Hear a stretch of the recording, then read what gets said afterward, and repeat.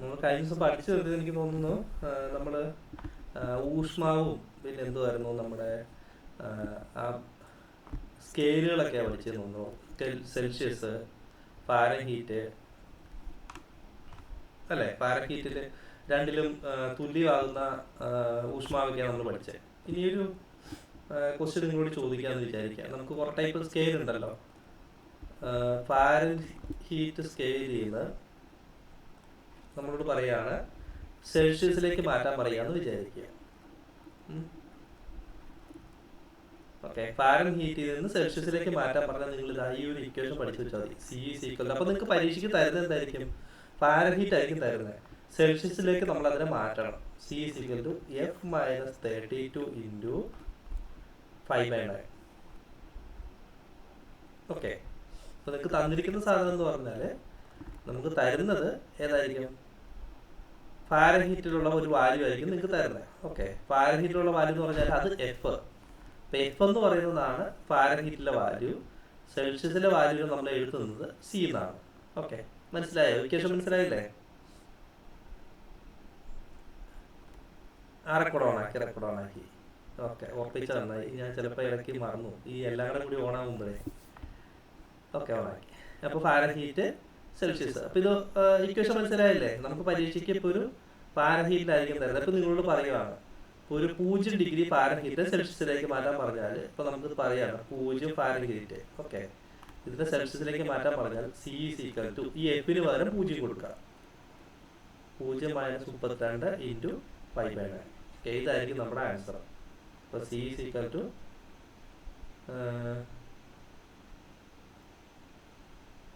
-32 into 5/9. Okay, ഇതായിരിക്കും. നിങ്ങൾ ചെയ്താൽ മതി, അപ്പോൾ ആൻസർ കിട്ടും. അത്രയും ഡിഗ്രി സെൽഷ്യസ് ആയിരിക്കും നമുക്ക് കിട്ടുന്നത്.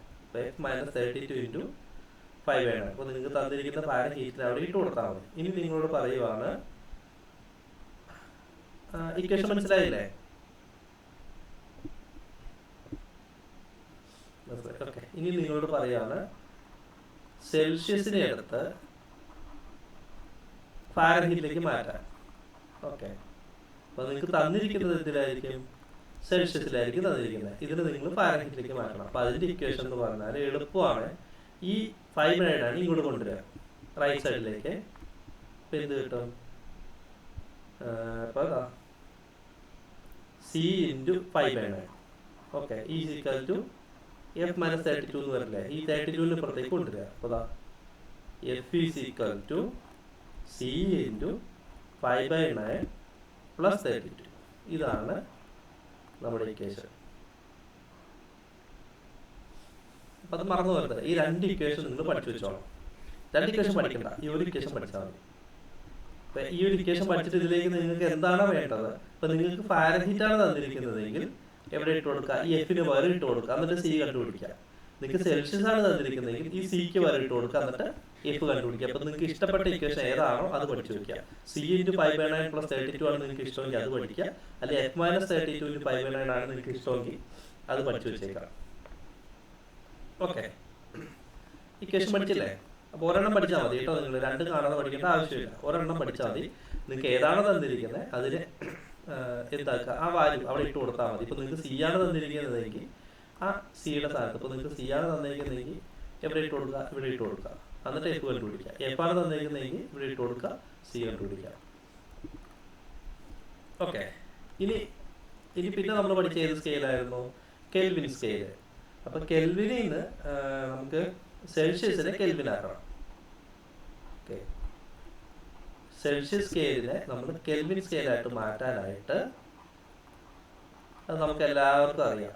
എന്ത് ചെയ്താൽ മതി? ഒരു 270 കൂട്ടിയാൽ പോരെ? 273.15 കൂട്ടിയാൽ മതി. ഓക്കെ, 273.15 കൂട്ടിയാൽ നമുക്ക് കെൽവിൻ സ്കെയിൽ കിട്ടും.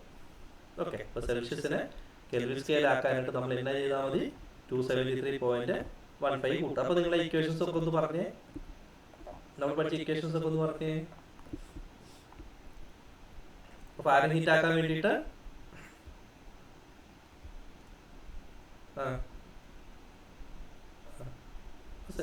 അപ്പൊ ആ ഒരു ഇക്വേഷൻ പഠിച്ചാൽ മതി കേട്ടോ. 2 ഇക്വേഷൻ പഠിക്കേണ്ട നിങ്ങൾ, ഒറ്റയ്ക്ക് ഒരു equation.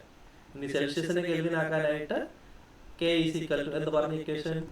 K is equal to എല്ലാവരോടും പറ. K is equal to C plus 273.15. ഇപ്പം ഇങ്ങനെ പറഞ്ഞില്ലേ നിങ്ങൾ ഉറക്കം വരും ഇപ്പം തന്നെ. ഓക്കെ, അപ്പോൾ ഇത് പഠിച്ചല്ലോ, 2 ഇക്വേഷൻ നമ്മൾ പഠിച്ചിട്ടുള്ളൂ. അപ്പോൾ ഞാൻ ചോദിച്ചാൽ നിങ്ങൾ എഴുതി പോകണം. ഓക്കെ, ഇനിയിപ്പോൾ നേരെ തിരിച്ച് സി കണ്ടുപിടിക്കാനാണെങ്കിൽ ഇതിൽ നിന്ന് നിങ്ങൾക്ക് സി കണ്ടുപിടിക്കാൻ പറ്റും ഈസി ആയിട്ട്. സി കണ്ടുപിടിക്കാനാണെങ്കിൽ C is equal to K minus 273.15. K minus 273.15. Okay, അപ്പോൾ നമ്മൾ അത്രയും പഠിച്ചു കഴിഞ്ഞു. ഓക്കെ, ഇതൊക്കെ റെയറായിട്ട് ചോദിക്കുന്ന ക്വസ്റ്റ്യനാണ്. കുഞ്ഞു കുഞ്ഞു പരീക്ഷകൾക്കൊന്നും സാധാരണ ചോദിക്കാറില്ല. കുഞ്ഞു കുഞ്ഞു പരീക്ഷയ്ക്കൊക്കെ നമുക്ക് ചെറിയ ക്വസ്റ്റ്യൻസ് ഒക്കെ ചോദിക്കുള്ളൂ. പക്ഷെ നമ്മുടെ PSC ആയതുകൊണ്ട് നമുക്കൊന്നും പറയാൻ പറ്റില്ല.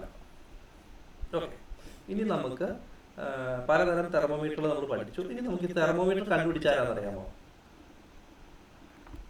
കണ്ടുപിടിച്ച ആള്, തെർമോമീറ്റർ വെച്ചിട്ടല്ലേ നമ്മൾ ടെമ്പറേച്ചർ മെഷർ ചെയ്യുന്നത്. തെർമോമീറ്റർ കണ്ടുപിടിച്ച ആളുടെ പേരാണ്. ഇതൊക്കെ ചോദിച്ചിട്ടുണ്ട്. നമ്മൾ വിചാരിക്കാത്ത ഒരാളാണ്. ഗലീലിയോ ആണ് കേട്ടോ. ഗലീലിയോ. ഓക്കെ, അപ്പോൾ നിങ്ങൾക്കറിയാം തെർമോമീറ്റർ കണ്ടുപിടിച്ചത് ഗലീലിയോ. നമുക്ക് ചോദിക്കാറുണ്ട്. ഇനി മെർക്കുറി തെർമോമീറ്റർ കണ്ടുപിടിച്ചത് ചോദിക്കാറുണ്ട്. മെർക്കുറി തെർമോമീറ്റർ കണ്ടുപിടിച്ച ആള് ആരാണ്? അല്ല ക്ലിഫോർഡ് അല്ല ടോറിസെല്ലി അല്ല. ടോറിസെല്ലി കണ്ടുപിടിച്ചത് ബാരോമീറ്റർ ആണ്. ഫാരൻഹീറ്റ്. ഓക്കെ, നമ്മുടെ ഫാരൻഹീറ്റ് തെർമോമീറ്റർ നമ്മൾ പറയുന്നില്ലേ, ഫാരൻഹീറ്റ് തന്നെയാണ് അടുത്ത് കണ്ടുപിടിച്ചിരിക്കുന്നത്. മെർക്കുറി തെർമോമീറ്റർ കണ്ടുപിടിച്ചത്. നിങ്ങൾ മെർക്കുറി വെച്ചിട്ടുള്ള ബാരോമീറ്റർ കണ്ടുപിടിച്ച ആളാണ് കേട്ടോ ടോറിസെല്ലി. തെറ്റിക്കരുത്. ടോറിസെല്ലി എന്ന് പറഞ്ഞാൽ ബാരോമീറ്റർ കണ്ടുപിടിച്ച ആള്. തെർമോമീറ്റർ കണ്ടുപിടിച്ച, മെർക്കുറി തെർമോമീറ്റർ കണ്ടുപിടിച്ചത് ഫാരൻഹീറ്റ്. സാധാരണ തെർമോമീറ്റർ കണ്ടുപിടിച്ച ഗലീലിയോ. ഇനി ഒരു തെർമോമീറ്ററോടെ ഉണ്ട്. നമ്മൾ ആശുപത്രിയിൽ ഉപയോഗിക്കുന്ന തെർമോമീറ്റർ ഇല്ലേ, ക്ലിനിക്കൽ തെർമോമീറ്റർ കണ്ടുപിടിച്ച ആളാണ് Thomas Clifford Albert. Okay, Albert Einstein എന്നൊക്കെ പറയുന്നില്ല, അതുപോലത്തെ ഒരു ആൽബർട്ട്. തോമസ് ആൽബ എഡിസൺ എന്ന് പറയുന്ന പോലത്തെ തോമസും ഉണ്ട്, ആൽബർട്ട് ഐൻസ്റ്റീൻ്റെ ആൽബർട്ടും ഉണ്ട്. അപ്പോൾ തോമസ് ആൽബർട്ട് എന്നും കാണാറുണ്ട്, തോമസ് ക്ലിഫോർഡ് ആൽബർട്ട് എന്നും കാണാറുണ്ട്. ഈ 3 സാധനങ്ങൾ നിങ്ങളത് പഠിച്ചു വെച്ചേക്കാം. ഇമ്പോർട്ടൻ്റ് ആണ്. നമ്മുടെ ചെറിയ പരീക്ഷകൾക്ക്, ഇപ്പോൾ LGS പോലുള്ള എക്സാമുകൾക്ക് ഇങ്ങനത്തെ കണ്ടുപിടുത്തങ്ങൾ, നമ്മളിത് ശരിക്കും ഈ ഒരു സെഷനിൽ നിന്നായിരിക്കില്ല, കണ്ടുപിടുത്തങ്ങൾ എന്ന് പറയുന്ന സെഷനിൽ നിന്നായിരിക്കും ചിലപ്പോൾ അത് ചോദിക്കുന്നത്. ഓക്കെ, സാധാരണ തെർമോമീറ്റർ കണ്ടുപിടിച്ചത് പറഞ്ഞു നോക്കിയേ. തെർമോമീറ്റർ കണ്ടുപിടിച്ച ആള് ആരാണ്? ഗലീലിയോ. മെർക്കുറി തെർമോമീറ്റർ കണ്ടുപിടിച്ചത് ഫാരൻഹീറ്റ്. ബാരോമീറ്റർ കണ്ടുപിടിച്ചത്, അത് ഞാൻ നിങ്ങളുടെ ഇവിടെ എഴുതി വെച്ചേക്കാം. ബാരോമീറ്റർ കണ്ടുപിടിച്ചത് ടോറിസെല്ലി. തെറ്റിക്കരുത് കേട്ടോ, ടോറിസെല്ലി. അത് രണ്ടുമാണ് നിങ്ങൾക്ക് മാറിപ്പോകാൻ ചാൻസ്. ക്ലിനിക്കൽ തെർമോമീറ്റർ കണ്ടുപിടിച്ചത് തോമസ് ക്ലിഫോർഡ് ആൽബർട്ട്. അപ്പോൾ നമ്മൾ 3 ഉത്തരങ്ങൾ പഠിച്ചു വെച്ചു. ഓക്കെ, ഇനി നമ്മൾ ഈ ലാബിൽ ഉപയോഗിക്കുന്ന തെർമോമീറ്റർ ഉണ്ടല്ലോ, ലാബിൽ ഉപയോഗിക്കുന്ന തെർമോമീറ്റർ കുറച്ചും കൂടെ താഴ്ന്ന ടെമ്പറേച്ചറൊക്കെ മെഷർ ചെയ്യാൻ വേണ്ടി നമുക്ക് ഉപയോഗിക്കാൻ പറ്റും. ഓക്കെ, അല്ലെങ്കിൽ നമ്മൾ നല്ലൊരു ഹൈ ടെമ്പറേച്ചറും ഒരു ലോ ടെമ്പറേച്ചറൊക്കെ മെഷർ ചെയ്യാൻ വേണ്ടി നമുക്ക് ഏത് തെർമോമീറ്റർ ആയിരിക്കും ഉപയോഗിക്കുന്നത്? ലാബിൽ ഉപയോഗിക്കുന്നതായിരിക്കും തെർമോമീറ്റർ ആയിരിക്കും. അത് ലാബിൽ ഉപയോഗിക്കുന്ന തെർമോമീറ്റർ എന്നാണ് നമ്മൾ പറയുന്നത്. നമ്മൾ ആശുപത്രിയിൽ ഉപയോഗിക്കുന്ന തെർമോമീറ്റർ വിളിക്കുന്ന പേര് എന്ത്? Clinical thermometer. അതൊക്കെ നമുക്കറിയാലോ. ക്ലിനിക്കൽ എന്നല്ലേ നമ്മൾ ആശുപത്രിയിൽ പറയുന്നത്. അപ്പോൾ ക്ലിനിക്കൽ ഉപയോഗിക്കുന്ന തെർമോമീറ്റർ ക്ലിനിക്കൽ തെർമോമീറ്റർ. ഓക്കെ, അത് കണ്ടുപിടിച്ചത് തോമസ് ക്ലിഫോർഡ് ആൽബർട്ട് ആണെന്ന് നമ്മൾ പഠിച്ചു. ഇനി ക്ലിനിക്കൽ തെർമോമീറ്ററില്, ഓക്കെ, ക്ലിനിക്കൽ തെർമോമീറ്ററിൽ എന്തിനാണ് വാല്യൂ പറയുന്നത്? അത് മറന്നു പോയത് ഫാരൻഹീറ്റ് ആണ്. ഇത് ഇമ്പോർട്ടൻ്റ് ആണ്. ഇമ്പോർട്ടൻ്റ് ആണ് പോയിട്ട് മാത്രമേ പറയുന്നുള്ളൂ. ബാക്കി നിൽക്കാം. ഇപ്പോൾ ക്ലിനിക്കൽ തെർമോമീറ്ററിൽ വാല്യൂ പറയുന്നത് എപ്പോഴും ഏതായിരിക്കും? ഫാരൻഹീറ്റിലായിരിക്കും. ഓക്കെ, ഇപ്പോൾ ഫാരൻഹീറ്റിലായിരിക്കും വാല്യൂ പറയുന്നത്. അപ്പോൾ അതൊന്ന് ഓർത്ത് വെച്ചോണം, ഇമ്പോർട്ടൻ്റ് ആണ്. ക്ലിനിക്കൽ തെർമോമീറ്ററിൽ വാല്യൂ പറയുന്നത് ഫാരൻഹീറ്റിൽ. ഓക്കെ, ഇനി അതിൽ നമുക്ക് അത്രയും മതി. അപ്പോൾ അത് ഏകദേശമായി. അപ്പോൾ തെർമോമീറ്ററിനെ പറ്റിയിട്ട് ഇത്രയും ക്വസ്റ്റ്യനൊക്കെയാണ് നമ്മളോട് ചോദിക്കാറുള്ളൂ. ഇനി നമുക്ക് പഠിക്കാനുള്ളത് താപീയ വികാസം എന്ന് പറയുന്ന ഒരു സാധനമാണ്, തെർമൽ എക്സ്പാൻഷൻ. ഓക്കെ, ഞാൻ ഇംഗ്ലീഷ് പേരുകളെ പറഞ്ഞേക്കാം. തെർമൽ എക്സ്പാൻഷൻ എന്ന് പറഞ്ഞാൽ എന്താണ്? താപീയ വികാസം. എന്താ താപീയ വികാസം എന്ന് പറഞ്ഞാല്?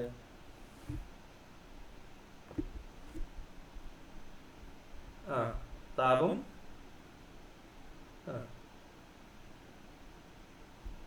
താപം മാറുന്നതല്ല. അല്ല. വികാസം എന്ന് പറഞ്ഞാൽ എന്താ? വികാസം എന്ന് പറഞ്ഞാൽ വികസിക്കുക എന്ന് പറഞ്ഞാൽ എന്താ അർത്ഥം? വികസിക്കുക എന്ന് പറഞ്ഞാൽ വലിപ്പം കൂടുക എന്നല്ല അതിന്റെ അർത്ഥം. അപ്പൊ നമ്മൾ ചൂട് കൊടുക്കുമ്പോൾ അല്ലെങ്കിൽ ടെമ്പറേച്ചർ കൊടുക്കുമ്പോൾ അല്ലെങ്കിൽ താപം കൊടുക്കുമ്പോൾ ഒരു വസ്തുവിനുണ്ടാകുന്ന വലിപ്പ വ്യത്യാസം, അത് വലിപ്പം കൂടുന്നതിനാണ്. വലിപ്പം കൂടുകയോ ചെയ്യുള്ളൂ, കുറയൊന്നുമില്ല ചൂടാക്കുമ്പോൾ. ആ വലിപ്പം കൂടുന്നതിന് നമ്മൾ പറയുന്ന പേരാണ് എന്ത് ചെയ്യുന്നത്? താപീയ വികാസം. ഓക്കെ. അപ്പൊ അതിനെ നമ്മൾ ഇംഗ്ലീഷിൽ പറഞ്ഞാൽ തെർമൽ എക്സ്പാൻഷൻ എന്നായിരിക്കും പറയുന്നത്. അപ്പൊ നമുക്ക് പരീക്ഷകൾ, ഇനി ഇംഗ്ലീഷ് പരീക്ഷകളൊക്കെ വരുമ്പോൾ ആ പേരുകളോട് നോക്കേണ്ട വരും. കാരണം വെച്ചാല് ഇംഗ്ലീഷിൽ എഴുതിയിരിക്കുന്നതാണ് അവര് ഇതായിട്ട് എടുക്കുന്നത്. നിങ്ങൾ ഇപ്പോൾ ഡിഗ്രി ലെവൽ പരീക്ഷയ്ക്ക് എഴുതുന്നവർക്ക് അറിയാം. അപ്പൊ മലയാളത്തിൽ വരുന്ന അവരുടെ ഈ ട്രാൻസ്ലേഷൻസ് പലപ്പോഴും തെറ്റുണ്ടാവാറുണ്ട്. അപ്പൊ അവര് ഈ അതിൽ ഫൈനലായിട്ട് അവർ എടുക്കുന്നത് ഇംഗ്ലീഷിലുള്ള ഇതായിരിക്കും. അപ്പൊ നിങ്ങൾക്ക് എന്തെങ്കിലും ഡൗട്ട് വന്നാൽ നിങ്ങൾ ആ ഇംഗ്ലീഷിൽ എഴുതിക്കുന്ന സാധനം വായിച്ചു നോക്കണം. അപ്പൊ എന്തായാലും ആദ്യത്തെ പരീക്ഷകളെല്ലാം സാധാരണ എക്സാമ്പിളാണ്. എന്നാലും ഞാൻ ആ പേര് പറഞ്ഞതേ ഉള്ളൂ, തെർമൽ എക്സ്പാൻഷൻ. അപ്പൊ അത് എന്താണ്? താപീയ വികാസം. അപ്പൊ താപീയ വികാസം എന്ന് പറഞ്ഞാൽ നമ്മുടെ താപനില കൂട്ടുവാണ്. ഓക്കെ. താപനില വർദ്ധിപ്പിക്കുമ്പോൾ എന്ത് വ്യത്യാസം വരും എന്ന് പറയുന്നത്? വലിപ്പത്തിലുണ്ടാവുന്ന വ്യത്യാസം. ഓക്കെ. താപനില വർദ്ധിപ്പിക്കുമ്പോൾ വലിപ്പത്തിലുണ്ടാകുന്ന വ്യത്യാസത്തിന്. അപ്പൊ താപനില വർധനയുടെ ഫലമായി വർധനയുടെ ഫലമായി എന്ത് സംഭവിക്കും? ഒരു വസ്തുവിന്റെ വലിപ്പത്തിൽ, ഓക്കെ, ഒരു വസ്തുവിന്റെ വലിപ്പത്തിലുണ്ടാകുന്ന വർധന വലിപ്പത്തിൽ ഉണ്ടാകുന്ന വർധനവ്. ഓക്കെ. ഇതിനെയാണ് നമ്മൾ എന്ത് പറയുന്നത്? താപീയ വികാസം എന്ന് പറയുന്നത്. ഒന്ന് പറഞ്ഞു നോക്കിയേ, ഡെഫിനിഷൻ ഒന്ന് പറഞ്ഞു നോക്കിയേ.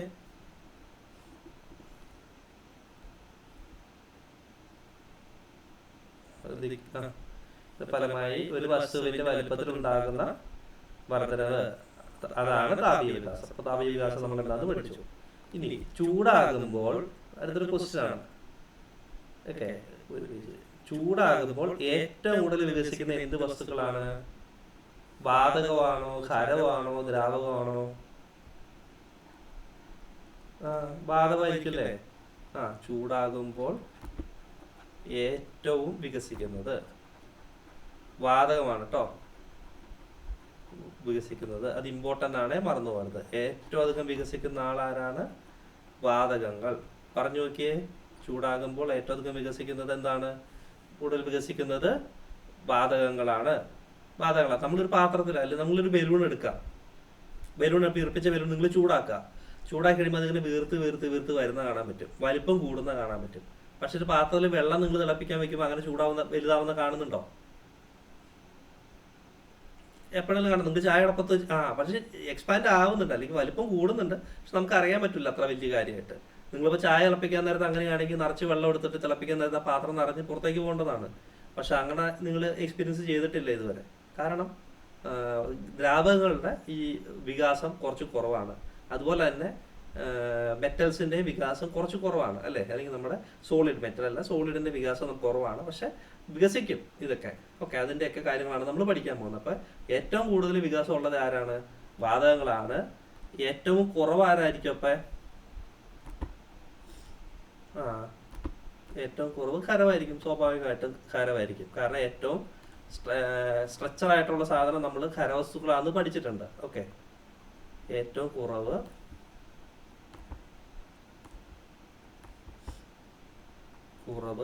ഖരവസ്തുക്കൾ. ഓക്കെ. ഖരം. ഏറ്റവും കുറവ് വികസിക്കുന്നത് ഖരമാണ്. ഇനി നിങ്ങൾ തെർമോമീറ്റർ എടുത്തപ്പോൾ ഇതിന് എക്സാമ്പിൾ പറയുകയാണെങ്കിൽ നിങ്ങൾ തെർമോമീറ്റർ എടുത്തിട്ട് ചൂടാകുമ്പോൾ അതിൻ്റെ അടിയിൽ തെർമോമീറ്ററിലുള്ള ഇതെന്താ? ആ ബൾബിൽ നിറച്ചിരിക്കുന്ന ഇതെന്താണ്? സാധനം എന്താണ്? മെർക്കുറിയാണ്. അത് ദ്രാവകമാണോ ഖരമാണോ? ദ്രാവകമല്ലേ? അപ്പൊ തെർമോമീറ്ററിലുള്ള സാധനം ദ്രാവകമാണ്. അതെന്താണ്? മെർക്കുറിയാണ്. അത് എക്സ്പാൻഡ് ചെയ്യുമ്പോഴാണ് നമ്മൾ എന്ത് കാണുന്നത്? ഈ ടെമ്പറേച്ചർ നമുക്ക് കാണാൻ പറ്റുന്നത് അല്ലേ അല്ലേ? എക്സ്പാൻഡ് ചെയ്ത് ഇങ്ങനെ മേളിട്ട് പോവല്ലേ? ആ, ഇനി നിങ്ങൾ ഒരു ബലൂൺ വീർപ്പിച്ച് വെച്ചിരിക്കുകയാണ്. കുറച്ച് കഴിയുമ്പോഴേക്കും അതിന്റെ വലിപ്പം കൂടും അല്ലേ? നമ്മൾ ചൂടുള്ള മുറി കൊണ്ടുപോയി വെക്കുകയാണ്, അല്ലെ നിങ്ങൾ അടുപ്പത്ത് കൊണ്ടുപോയി വെക്കുക. ചൂടുള്ള സ്ഥലത്ത് വെക്കുമ്പോൾ ബലൂൺ ഇങ്ങനെ വീർത്ത് അല്ലെങ്കിൽ വെയിലത്ത് നിങ്ങൾ കൊണ്ടുപോയി വെക്കുക, വീർത്തിരിക്കും അല്ലെ? തണുപ്പാകുമ്പോഴേക്കും അല്ലെങ്കിൽ നമ്മൾ നേരം വെളുക്കുമ്പോഴേക്കും ബലൂണിന്റെ അത് കുറഞ്ഞിട്ടുണ്ടാവും, വലിപ്പം ഇങ്ങനെ കുറയും അല്ലേ? തണുത്ത് കഴിയുമ്പോൾ ആ ബലൂണിന്റെ വലിപ്പം കുറയുന്നത് നമ്മൾ കണ്ടിട്ടുണ്ട്. ചൂടാകുമ്പോൾ ബലൂണിന്റെ വലിപ്പം കൂടുന്നത് നിങ്ങൾ കണ്ടിട്ടുണ്ട്. ഇനി ചില കാര്യങ്ങൾ നമ്മളോട് പരീക്ഷയ്ക്ക് ചോദിക്കും. അത് കാരണം ചിലത് നമ്മുടെ പുസ്തകങ്ങളിൽ പറയുന്ന കുറച്ച് കാര്യങ്ങളുണ്ട്, സ്കൂളിൽ പറയുന്ന കുറച്ച് കാര്യങ്ങൾ. അതായത് നമ്മുടെ കുറച്ച് സന്ദർഭങ്ങളാണ്. സന്ദർഭങ്ങൾ എന്ന് പറഞ്ഞാൽ താപീയ വികാസം സംഭവിക്കുന്ന സന്ദർഭങ്ങൾ കേട്ടോ. താപീയ വികാസം പരിഗണിച്ചുള്ള സന്ദർഭങ്ങൾ. അത് നിങ്ങൾ കാണാതെ പഠിച്ചു വയ്ക്കുക. കാണാതെ ഒന്നും പഠിക്കണ്ട, നിങ്ങൾക്ക് ഇപ്പം തന്നെ പഠിക്കാം. ഓക്കെ, ഞാൻ പറഞ്ഞുതരാം. ഈ സന്ദർഭങ്ങൾ ചോദിച്ചിട്ട് എന്താണ് അതിൻ്റെ കാരണം നിങ്ങളോട് ചോദിക്കുന്ന പരീക്ഷയ്ക്ക്. ഒന്നാമത്തെ കാര്യം എന്ന് പറഞ്ഞാൽ, നിങ്ങൾ റെയിൽവേ പാളം കണ്ടിട്ടില്ലേ? റെയിൽവേ കാണാത്ത ആരെങ്കിലും ഉണ്ടോ ഈ കൂട്ടത്തിൽ? പാളം കാണാതെ ഇല്ല. അപ്പോൾ നിങ്ങൾ റെയിൽവേ പാളം നോക്കിയാൽ ഇങ്ങനെ ഇടയ്ക്കിടയ്ക്ക് ഗ്യാപ്പ് ഇട്ടുണ്ടാവും ഈ പാളത്തിൽ. ഒരു അര കിലോമീറ്റർ കൂടുമ്പോഴേ, ഒരു കണ്ടിന്യൂസ് സാധനം അല്ലേ ഇത്, ഇങ്ങനെ ഗ്യാപ്പ് ഇട്ടിട്ടാവും ഇവിടെ റെയിൽവേ പാളത്തിൽ. ഇത് റെയിൽവേ ആണേ. ഓക്കെ, റെയിൽവേ പാളത്തിൽ ഇങ്ങനെ ഗ്യാപ്പ് ഇട്ടിട്ടുണ്ടാവും. കാരണം എന്താണെന്ന് വെച്ചാൽ, നമ്മൾ വേനൽക്കാലങ്ങളിൽ അല്ലെങ്കിൽ ചൂട് പിടിക്കുന്ന സമയത്ത് ഈ മെറ്റൽ വലുതാവും അല്ലേ? മെറ്റൽ വെച്ചിട്ടല്ലേ ഇതിന്റെ പാളം ഉണ്ടാക്കിയിരിക്കുന്നത്, ഇരുമ്പോ വല്ല വെച്ചിട്ടായിരിക്കും പാളം ഉണ്ടാക്കിയിരിക്കുന്നത്. അത് വലുതാവാൻ ചാൻസ് ഉണ്ട്. അങ്ങനെ വലുതാകുമ്പോൾ എന്ത് സംഭവിക്കും? ഇത് വളയുമ്പോൾ ട്രെയിൻ മറഞ്ഞു പോകും. മനസ്സിലായോ? റീസൺ മനസ്സിലായോ? അതായത് വേനൽക്കാലത്ത് റെയിൽവേ പാളം എക്സ്പാൻഡ് ചെയ്യുമ്പോൾ അത് വളയാനുള്ള ചാൻസ് ഉണ്ട്. വളഞ്ഞാൽ ട്രെയിൻ മറയും. അപ്പം അങ്ങനെ വളയാതിരിക്കാൻ വേണ്ടി നമ്മൾ എന്ത് ചെയ്യും? ഈ ഗ്യാപ്പ് ഇടും. ഇത് ഇങ്ങനെ വിചാരിക്കുക, ഗ്യാപ്പാന്ന് വിചാരിക്കുക. ഇതെന്ത് ചെയ്യും? വലുതാകുമ്പോൾ ഈ ഗ്യാപ്പ് മുമ്പിൽ മുട്ടും. അപ്പം വേനൽക്കാലത്ത് ഈ ഗ്യാപ്പുകൾ അടുത്തും തണുപ്പ് കാലത്ത് ഈ ഗ്യാപ്പുകൾ അകന്നുമായിരിക്കും നിൽക്കുന്നത്. അപ്പം അത് മനസ്സിലായല്ലോ? ഓക്കെ, അപ്പം റീസൺ ഒന്നാമത്തെ മനസ്സിലായല്ലേ? അപ്പം നിങ്ങൾ ചോദിക്കുന്ന ഇതായിരിക്കും, റെയിൽവേ പാളത്തിൽ ഗ്യാപ്പ് എന്ന് പറഞ്ഞാൽ വിടവെന്നാണ് മലയാളത്തിൽ. വിടവ്, റെയിൽവേ പാളത്തിൽ വിടവ് ഇട്ടിരിക്കുന്നത്. ഓക്കെ, ഒന്നാമത്തെ എക്സാമ്പിൾ. നമ്മൾ ഡെയിലി ലൈഫിൽ കാണുന്ന കാര്യങ്ങളുണ്ട്. അപ്പോൾ ഫിസിക്സ് എന്ന് പറഞ്ഞാൽ ഡെയിലി ലൈഫിൽ കാണുന്ന കാര്യങ്ങളാണ് പരീക്ഷയ്ക്ക് ചോദിക്കുന്നത് സാധാരണ. അപ്പോൾ റെയിൽവേ പാളത്തിൽ വിടവിട്ടിരിക്കുന്ന എന്താണ് കാരണം എന്ന് ചോദിച്ചാൽ അപ്പം തന്നെ നിങ്ങൾ പറഞ്ഞേക്കാം, അവിടെ താപീയ വികാസം ഉണ്ടാവും. ചൂട് സമയത്ത് താപീയ വികാസം വരുമ്പോൾ ഉണ്ടാക്കിയിരിക്കുന്ന റെയിൽവേ പാളം ഉണ്ടാക്കിയിരിക്കുന്ന വസ്തു അല്ലെങ്കിൽ ഇരുമ്പിൻ്റെ വസ്തു വികസിക്കാനായിട്ടുള്ള ഒരു ചാൻസ് ഉണ്ട്. വികസിക്കുമ്പോൾ നമുക്കറിയാം, നീളത്തിലുള്ള സാധനം വികസിച്ചാൽ ഇങ്ങനെ വളവ് വരും. ആ വളവ് വരുമ്പോൾ ട്രെയിൻ മറയാനായിട്ടുള്ള ചാൻസ് ഉണ്ട്. അത് അവോയ്ഡ് ചെയ്യാൻ വേണ്ടിയിട്ട്, അല്ലെങ്കിൽ ഒഴിവാക്കാനായിട്ടാണ് നമ്മൾ അവിടെ ഗ്യാപ്പ് ഇട്ടേക്കണേ. ഒന്ന് പറഞ്ഞു നോക്കിയേ, റെയിൽവേ പാളത്തിൽ വിടവിട്ടിരിക്കുന്നത് എന്തുകൊണ്ടാ? എല്ലാവരും പറ, ഉറക്കൊന്നും ഇരിക്കരുത്. ആ ആ ആ ആ ആ അപ്പം വളയാൻ ചാൻസ് ഉണ്ട്. അപ്പം ട്രെയിൻ മറയാൻ ചാൻസ് ഉണ്ട്. അത് കളയാനായിട്ട്. ഇനി അടുത്തതെന്ന് പറഞ്ഞാൽ ഈ കാളവണ്ടിയുടെ ചക്രം ഉണ്ടല്ലോ. ചക്രം നിങ്ങൾ കണ്ടിട്ടുണ്ടാവും, ഇങ്ങനെ ഇരിക്കുന്നൊരു ചക്രം. ഈ അടുത്തിടയ്ക്ക് കാളവണ്ടി മറിഞ്ഞ വാർത്തയൊക്കെ നിങ്ങൾ വായിച്ചിട്ടുണ്ടാവും, പത്രം വായിക്കുന്നവരല്ലേ. ഈ എവിടെയായിരുന്നു കാളവണ്ടിയിൽ നിന്ന് ഇടിച്ചു മറിഞ്ഞേ? നമ്മുടെ കുമളിയിലോ മറ്റോ കാളവണ്ടി ഓട്ടം നടത്തിയപ്പോൾ അത് എന്നിട്ട് ആൾക്കാരുടെ ഇടയിലേക്ക് ഇടിച്ചു എന്നൊക്കെ പറഞ്ഞ് നിങ്ങൾ കണ്ടതാണ്. അപ്പം എന്നിട്ട് ചക്രം അവിടെ ഒടിഞ്ഞു കിടക്കുന്ന ഒരു ചക്രമൊക്കെ കാണിക്കുന്നുണ്ട്. ഈ കാളവണ്ടി ചക്രത്തിൽ ഇവിടെ ഞാൻ ഈ പച്ച കളറിൽ മാർക്ക് ചെയ്തേക്കുന്നത്, ഇവിടെ ഒരു ചക്രം പോലത്തെ ഇത് ഉറപ്പിക്കുന്നത് എങ്ങനെയാണ്? ഒരു പട്ട എന്ന് പറയുന്നത്, ഇരുമ്പ് പട്ട അടിക്കുന്നത്. അതെങ്ങനെയാണെന്ന് വെച്ചാൽ, നമ്മൾ നന്നായിട്ട് ചൂടാക്കും. ഒരു ഇരുമ്പിൻ്റെ ഒരു പട്ട എടുത്തിട്ട്, ഇതുപോലെ ഇരിക്കുന്ന ഒരു പട്ട, ഒരു ചക്രം പോലത്തെ സാധനം എടുത്തിട്ട് നന്നായി ചൂടാക്കും. നന്നായി ചൂടായി കഴിയുമ്പോൾ അതെന്ത് ചെയ്യും? വലുതാവൂലേ? മനസ്സിലായോ? അപ്പം ഇതാന്ന് വിചാരിക്കുക ചക്രം. അപ്പോൾ നമ്മുടെ കയ്യിൽ ഇതാണ് ഇരുമ്പ് പട്ട. ഇത് ഞാൻ ചൂടാക്കി കഴിയുമ്പോൾ കുറച്ച് വലുതായി. എന്നിട്ട് ഞാൻ ഇവിടെ പിടിപ്പിക്കും. ഇവിടെ പിടിച്ചു കഴിഞ്ഞ് കുറച്ച് കഴിയുമ്പോഴേക്കും തണുക്കുമ്പോൾ അത് ചെറുതാവൂലേ? മനസ്സിലായോ? തണുക്കുമ്പോൾ ചെറുതാവുമ്പോൾ നല്ല ടൈറ്റ് ആയിട്ടിരിക്കും, പിന്നെ അത് ഇളകി പോവില്ല. ഓക്കെ, ഇനി നിങ്ങളത് തെറ്റിക്കരുത്. അതായത് ഈ ഇരുമ്പ് വട്ട ചൂടാക്കിയിട്ട് നമ്മൾ ഈ ഇതിൽ വെക്കും, നമ്മുടെ ഈ മരത്തിൻ്റെ സാധനത്തിൽ വെക്കും. അപ്പോൾ ഇങ്ങനെ കറക്റ്റായിട്ട് കയറിയിരിക്കും. ആ ചൂട് കുറഞ്ഞ് തണുത്ത് കഴിയുമ്പോൾ അത് ടൈറ്റ് ആവും. ഓക്കെ, അതാണ് രണ്ടാമത്തെ എക്സാമ്പിൾ. എന്താണ് അപ്പോൾ കാളവണ്ടി ചക്രത്തിൽ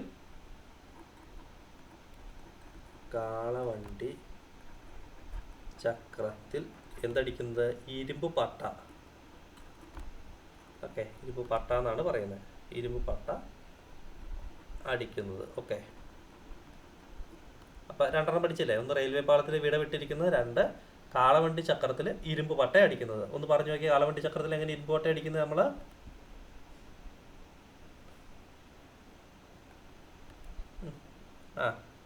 ചൂടാക്കിയിട്ട് നമ്മൾ എന്തിലേക്ക് വെക്കും? ചൂടാക്കിയിട്ട് നമ്മുടെ മരത്തിലേക്ക് വെക്കും. അത് കഴിഞ്ഞപ്പോൾ തണുക്കുമ്പോൾ ആ പട്ട ചെറുതാവുമ്പോൾ നല്ല ടൈറ്റായിട്ട് ഇരിക്കും. നമ്മൾ പല സ്ഥലത്തും കാണുന്നുണ്ട് ഈ വലിയ വലിയ സാധനങ്ങളൊക്കെ ഉണ്ടാക്കുന്നത് അങ്ങനെയാണ്. ഇനി അടുത്തത്, നമ്മൾ വലിയ കെട്ടിടങ്ങൾ, നിങ്ങൾ സ്കൂളൊക്കെ കണ്ടിട്ടുണ്ടാവും. സ്കൂളിൽ ബിൽഡിംഗ് ഒക്കെ പണിയുമ്പോൾ ഇങ്ങനെ ഗ്യാപ്പ് ഇട്ടിട്ടുണ്ടാവും. ബിൽഡിങ്ങിലെ പല സ്ഥലത്തും ചെറിയ ഗ്യാപ്പ് ഇട്ട്, അല്ലാതെ കണ്ടിന്യൂസ് ആയിട്ട് പണിത് പോയിക്കുമല്ല, ഒരു ചെറിയൊരു ഗ്യാപ്പ് ഇടും. ബിൽഡിങ് പണി വലിയ കെട്ടിടങ്ങൾ, നമ്മുടെ വീടൊന്നും പണിയുമ്പോൾ വേണ്ട, വീട് ചെറുതല്ലേ, വലിയ 2 നില മുതൽ 3 നിലയുള്ള വലിയ കെട്ടിടങ്ങളൊക്കെ പണിയുമ്പോൾ ഒരു ഗ്യാപ്പ് ഉണ്ടാവും. നിങ്ങൾ ശ്രദ്ധിച്ചാൽ മതി, സ്കൂളിലൊക്കെ അത് കറക്റ്റായിട്ട് കാണാം. കാരണം വേനൽക്കാലത്ത് ഈ സിമെൻറ്റും ഒക്കെ വെച്ചിട്ടല്ലേ ഇത് ഉണ്ടാക്കിയിരിക്കുന്നത്. സിമെൻറ്റൊക്കെ വലുതാവും, ചൂടായി കഴിയുമ്പോൾ. അപ്പോൾ അത് ബെൻഡിങ്, അല്ലെങ്കിൽ ബിൽഡിങ്ങിന് ബെൻഡ് ആവാതിരിക്കാൻ വേണ്ടി, അല്ലെങ്കിൽ വളയാതിരിക്കാൻ വേണ്ടിയിട്ടാണ് നമ്മളങ്ങനെ ഗ്യാപ്പ് ഇട്ടേക്കുന്നത്. അപ്പോൾ വേനൽക്കാലം വരുമ്പോൾ ഈ ഗ്യാപ്പ് ഇങ്ങനെ കുറയും, അടുത്തിരിക്കും. തണുപ്പ് കാലം വരുമ്പോൾ ഇതിങ്ങനെ അകന്നിരിക്കും. ഓക്കെ, അപ്പോൾ അടുത്ത എക്സാമ്പിൾ കിട്ടിയില്ലേ? എന്താണത്? കോൺക്രീറ്റ് കെട്ടിടങ്ങളിൽ വിടവിടുന്നത്. ഓക്കെ, കെട്ടിടങ്ങളിൽ വിടവ് ഇടുന്നത്. ഇപ്പം പറഞ്ഞു നോക്കിയേ, 3 എക്സാമ്പിൾ പറഞ്ഞ ഏതൊക്കെയാണ്? വിടവിട്ടിരിക്കുന്നത്, കാളവണ്ടി ചക്രത്തിൽ ഇരുമ്പ് പട്ട അടിക്കുന്നത്, കെട്ടിടങ്ങളിൽ വിടവിടുന്നത്. ഇനി അതുപോലെ തന്നെ കോൺക്രീറ്റ് പാലത്തിൽ, അത് നിങ്ങൾ എപ്പോഴും എക്സ്പീരിയൻസ് ചെയ്യുന്ന അല്ലേ?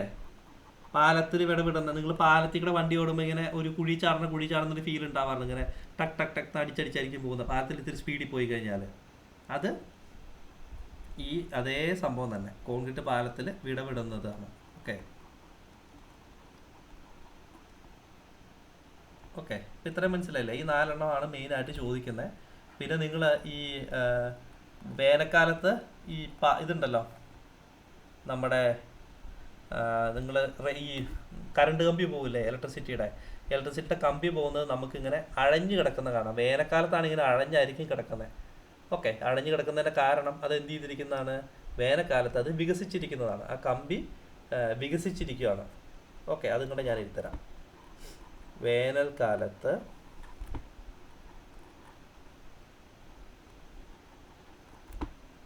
വൈദ്യുത ലൈൻ, വൈദ്യുത ലൈൻ എന്നല്ലേ പേര്, വൈദ്യുത ലൈൻ അഴഞ്ഞ് കിടക്കുന്നത്. ഓക്കെ, അടയ്ക്കുന്നൊക്കെയാണ് തോന്നുന്നു. ഇപ്പം മനസ്സിലായോ? ഇപ്പോൾ വേനൽക്കാലത്ത് നമ്മൾ നോക്കിയാൽ വൈദ്യുത കമ്പികൾ ഇങ്ങനെ അഴഞ്ഞായിരിക്കും കിടക്കുന്നത്. കാരണം വേനൽക്കാലത്ത് ഈ കമ്പി നന്നായിട്ട് എക്സ്പാൻഡ് ചെയ്യുന്നുണ്ട്, അല്ലെങ്കിൽ വികസിക്കുന്നുണ്ട്. ആ വികസിക്കുമ്പോൾ നീളം കൂടുന്ന ആരെങ്കിലും അഴഞ്ഞായിരിക്കും കിടക്കുന്നത്. ഓക്കെ, അപ്പോൾ നിങ്ങൾ വേനൽക്കാലത്ത് ഇവർ ഇലക്ട്രിസിറ്റി വലിക്കാൻ നേരത്ത് കുറച്ച് അഴച്ചായിരിക്കും എന്ത് ചെയ്യുന്നത്, ഇലക്ട്രിസിറ്റി ലൈൻ വലിക്കുന്നത്. തണുപ്പ് കാലത്താകുമ്പോഴേക്കും അത് മുറുകിക്കോളും. അപ്പം ഈ 5 എക്സാമ്പിൾ ഒന്ന് പറഞ്ഞു നോക്കിയേ.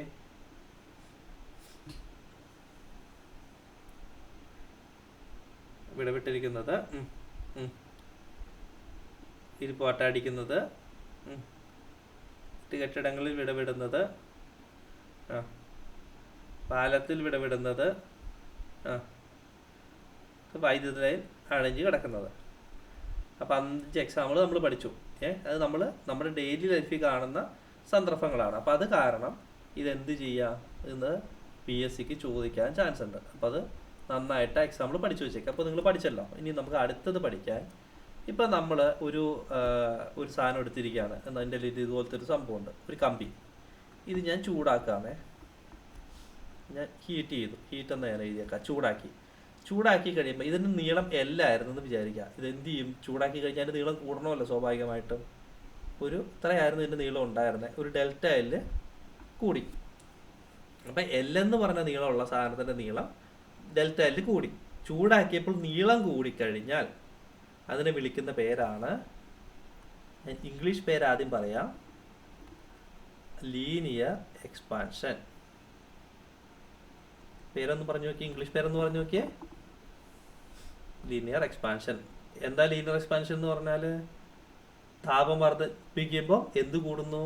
ഒരു വസ്തുവിൻ്റെ നീളം കൂടുകയാണെങ്കിൽ അതിന് നമ്മൾ ലീനിയർ എക്സ്പാൻഷൻ. അതിൻ്റെ മലയാളം എന്ന് പറഞ്ഞാൽ ലൈൻ എന്ന് പറഞ്ഞാൽ രേഖയല്ലേ, അപ്പോൾ രേഖീയ വികാസം. ഓക്കെ, ഈ ചെറിയ വാക്കുകളുടെയൊക്കെ ഇംഗ്ലീഷ് പേര് നിങ്ങൾ ഓർത്തിരിക്കണം. ഇവന്മാർ ക്വസ്റ്റ്യൻ പേപ്പർ ഇടുമ്പോൾ ചിലപ്പോൾ അത് ഇംഗ്ലീഷ് പേരാണ് മലയാളത്തിലേക്ക് എഴുതി പിടിപ്പിച്ചൊക്കെ വെച്ച് കഴിഞ്ഞാൽ നമ്മൾ ചിലപ്പോൾ പെട്ടുപോകും. ഓക്കെ, അപ്പോൾ രേഖീയ വികാസം എന്നാണ് നമ്മളതിൻ്റെ മലയാളം പേര്. രേഖീയ വികാസം എന്ന് പറഞ്ഞാൽ എന്താണ്?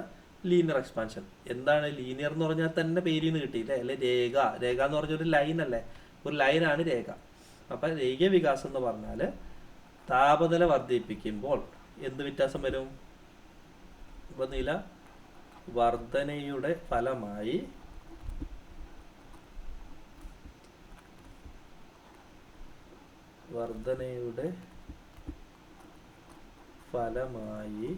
എന്ത് സംഭവിക്കുന്നു? ഒരു വസ്തുവിൻ്റെ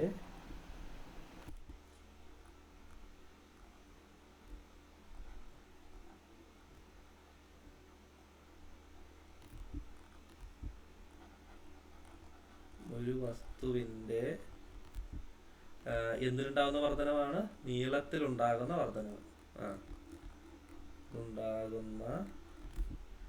വർധനവ്. ഓക്കെ, ഒന്ന് പറഞ്ഞു നോക്കിയേ.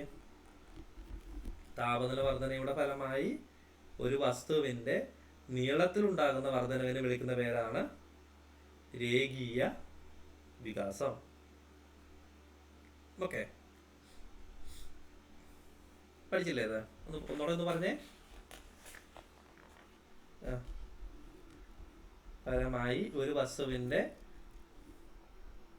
ഉണ്ടാകുന്ന വർധനവ്. അപ്പൊ നീളം എന്നുള്ള വാക്കാണ് നമുക്ക് അവിടെ വേണം. ഈ നീളം എന്ന് പറയുന്ന വാക്കാണ് നമുക്ക് അവിടെ ഇമ്പോർട്ടൻ്റ്. ഓക്കെ, ഇനി അടുത്തത് രേഖീയം കഴിഞ്ഞു. അപ്പൊ നീളം വർദ്ധിപ്പിച്ചു. ഇനി നമുക്ക് എന്ത് വർധന വരും? ഇങ്ങനെ ഇരിക്കുന്ന സാധനമാണ്, ഞാൻ ചൂടാക്കി. അപ്പൊ അത് എന്തായിട്ട് മാറി? ഇതിപ്പോ എ ആണെന്ന് വിചാരിക്കുക. അതിന്റെ ഏരിയ അത് കുറച്ച് വലുതായി, ഏരിയ കൂടി. ഇപ്പൊ എ എന്ന് പറയുന്നത് എ പ്ലസ് ഡെൽറ്റ എ എന്ന് പറഞ്ഞ് കൂടി. ഞാൻ ചുമ്മാ എഴുതുന്ന കേട്ടോ അതൊക്കെ. എ പ്ലസ് ഡെൽറ്റ എ എന്ന് കൂടി. നിങ്ങൾക്ക് അത് ഓർത്തിരിക്കാൻ എളുപ്പത്തിലാണ്. അപ്പൊ എ എന്ന് പറയുന്ന ഏരിയ കൂടി. അപ്പൊ എന്തായിരിക്കും അതിന്റെ പേര്? നീളം കൂടിയ നമ്മൾ ലീനിയർ എക്സ്പാൻഷൻ എന്ന് പറഞ്ഞു. ഏരിയ കൂടിയതിനെ നമ്മൾ എന്ത് വിളിക്കും? എന്തായിരിക്കും വിളിക്കുന്നത്? പറഞ്ഞു നോക്കിയ പേര് എന്തായിരിക്കും? Area expansion. അത്രേ ഉള്ളൂ. നീളം കൂടിയാൽ ലീനിയർ, അപ്പൊ ഏരിയ കൂടുന്നതിന് നമ്മൾ area expansion. Okay, area expansion എന്നായിരിക്കും പറയുന്നത്. ഓക്കെ, അപ്പൊ ഏരിയ കൂടുന്നതിന് നമ്മൾ ഏരിയ എക്സ്പാൻഷൻ എന്ന് പറയും. ഏരിയന്റെ മലയാളം എന്താ? ഏരിയയുടെ മലയാളം എന്താ? വിസ്തീർണം എന്നാണ്. വിസ്തീർണം അല്ലാതെ വേറൊരു വാക്ക് നമ്മൾ പറയാറുണ്ട്, പരപ്പളവ്. ഓക്കെ, പരപ്പളവ് വികാസം.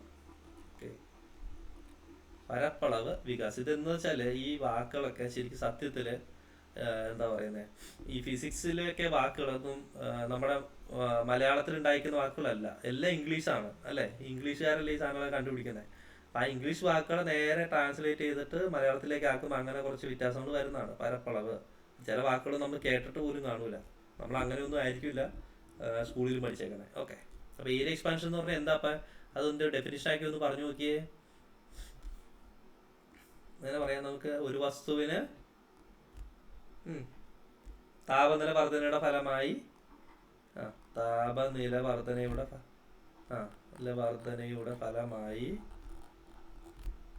ഫലമായി ഒരു വസ്തുവിനുണ്ടാകുന്ന ഇത് വർദ്ധിപ്പിക്കുന്നു. ഒരു വസ്തുവിൻ്റെ വിസ്തീർണത്തിൽ അല്ലെങ്കിൽ പരപ്പളവിൽ നിന്ന് തന്നെ പഠിച്ചാൽ മതി. പരപ്പളവിൽ ഉണ്ടാകുന്ന വർധനവ്. ഓക്കെ, വർധനവ് ഒരേ വസ്തുവിന്റെ വിസ്തീർണത്തിൽ അല്ലെങ്കിൽ പരപ്പളവിൽ ഉണ്ടാകുന്ന വർധനവിനെയാണ് നമ്മൾ പരപ്പളവ് വികാസം എന്ന് പറയുന്നത്. ഇനിയിപ്പോൾ ഒരു വികാസത്തോടെ ഉള്ളൂ നമുക്ക്. അതെന്തായിരിക്കും? ഇനി എൻ്റെ ഒരു വസ്തുവുണ്ട്, ഇതിന്റെ വോളിയം വി ആണെന്ന് വിചാരിക്കുക. ഞാൻ ചൂട് കൊടുത്തു, അപ്പോൾ അത് കുറച്ച് വലുതായി. അപ്പം ഇത് വി പ്ലസ് ഡെൽറ്റ വി ആയി അതിൻ്റെ വോളിയം. അപ്പം അതിന് എന്ത് വികാസമായിരിക്കും നമ്മൾ പറയുന്നത്? വോളിയമാണ് കൂടിയത്. അപ്പം എന്തായിരിക്കും ഇംഗ്ലീഷ് പേര്? Volume expansion. Volume expansion. അതിന്റെ മലയാളം എന്തായിരിക്കും പറയുന്നത്? വോളിയത്തിന്റെ മലയാളം എന്താ? വ്യാപ്തം തന്നെയാണ് വോളിയത്തിന്റെ മലയാളം. പക്ഷെ നമ്മൾ ഇതിന്റെ പേര് ഇവർ പറഞ്ഞിരിക്കുന്നത് ഉള്ളളവ് വികാസം എന്നാണ്. ഞാൻ പറഞ്ഞില്ലേ, നമ്മൾ വിചാരിക്കാത്ത വ്യാപ്ത വികാസം എന്നൊന്നും അല്ല പറയുന്നത്, ഉള്ളളവ്. ഓക്കെ, പരപ്പളവ് എന്ന് പറഞ്ഞാൽ പുറത്തുള്ള അളവ്, ഉള്ളളവ് എന്ന് പറഞ്ഞാൽ അകത്തുള്ള അളവ്.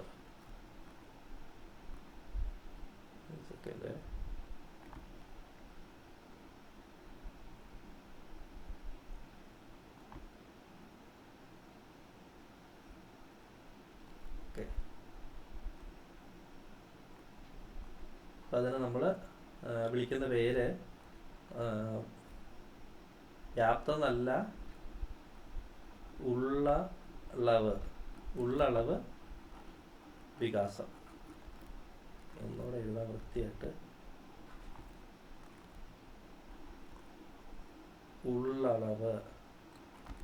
ഉള്ളളവ് വികാസം എന്നാ പറയുന്നത്. ഓക്കെ, ഉള്ളളവ് വികാസം.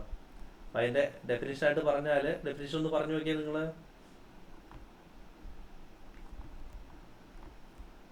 എന്തായിരിക്കും ഡെഫിനിഷൻ?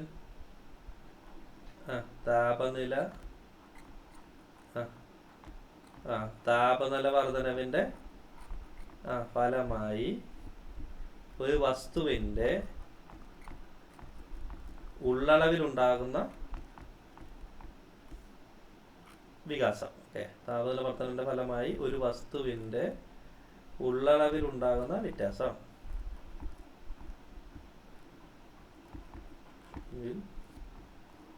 ഉണ്ടാകുന്ന വർധനവിനെയാണ് നമ്മൾ എന്ത് വിളിക്കുന്നത്? ഉള്ളളവ് വികാസം എന്ന് പറയുന്നത്. ഓക്കെ, ഉള്ളളവിലുണ്ടാകുന്ന വർധനവെന്ന് വേണ്ട, വികാസം തന്നെ എഴുതിയാൽ മതി. ഓക്കെ, ഒന്ന് പറഞ്ഞു നോക്കിയേ. പറഞ്ഞോ. ഫലമായി ഒരു വസ്തുവിന്റെ ഉള്ളളവിൽ ഉണ്ടാകുന്ന വികാസം. അപ്പൊ നമ്മൾ എത്ര തരം വികാസം പഠിച്ചു? എത്ര തരം വികാസങ്ങൾ പഠിച്ചു?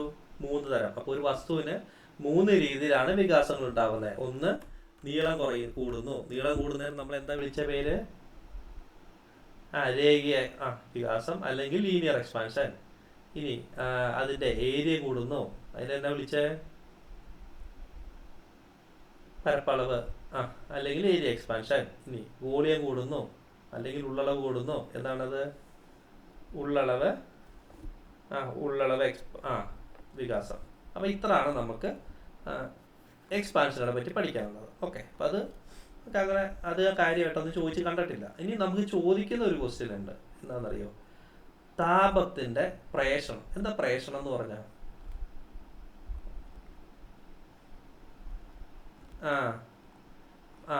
സഞ്ചരിക്കുന്നത് അല്ലേ? അതാണ്. ഒരു സ്ഥലത്തുനിന്ന് വേറെ സ്ഥലത്തേക്ക് താപം സഞ്ചരിക്കുന്നത് നമ്മൾ പറയുന്ന പേരാണ് താപപ്രേഷണം. ഓക്കെ, അപ്പോൾ ഒരു വസ്തുവിൽ നിന്നോ, അത് ഞാൻ ഒരു സ്ഥലത്തു നിന്ന് മറ്റു സ്ഥലത്തു നിന്ന് എഴുതാം. ഒരു സ്ഥലത്ത് നിന്ന് മറ്റു സ്ഥലത്തേക്ക്, ഓക്കെ, ത്തേക്കുള്ള താപത്തിന്റെ സഞ്ചാരം നിങ്ങൾക്ക് മനസ്സിലാവുന്ന രീതിയിൽ എഴുതിയതാണ്.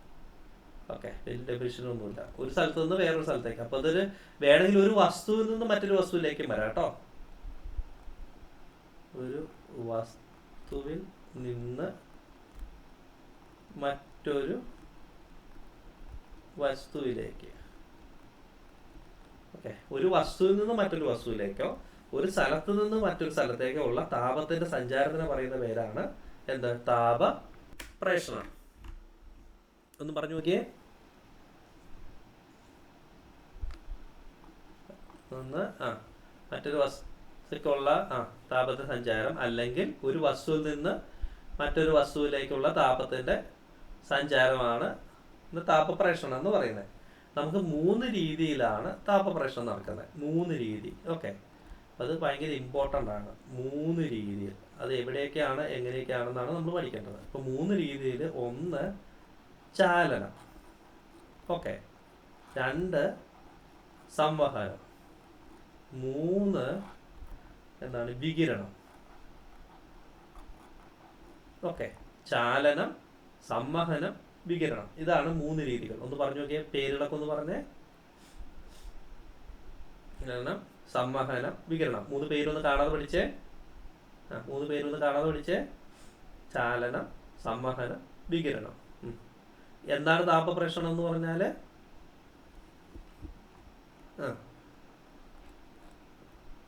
ഒരു വസ്തുവിൽ നിന്ന് മറ്റൊരു വസ്തുവിലേക്കോ ഒരു സ്ഥലത്ത് നിന്ന് മറ്റൊരു സ്ഥലത്തേക്കോ ഉള്ള താപത്തിന്റെ സഞ്ചാരത്തിനെ വിളിക്കുന്ന പേരാണ് ഈ താപപ്രേഷണം. ഇതിനെ ഹീറ്റ് ട്രാൻസ്ഫർ എന്നാണ് ഇംഗ്ലീഷിൽ പറയുന്നത് കേട്ടോ.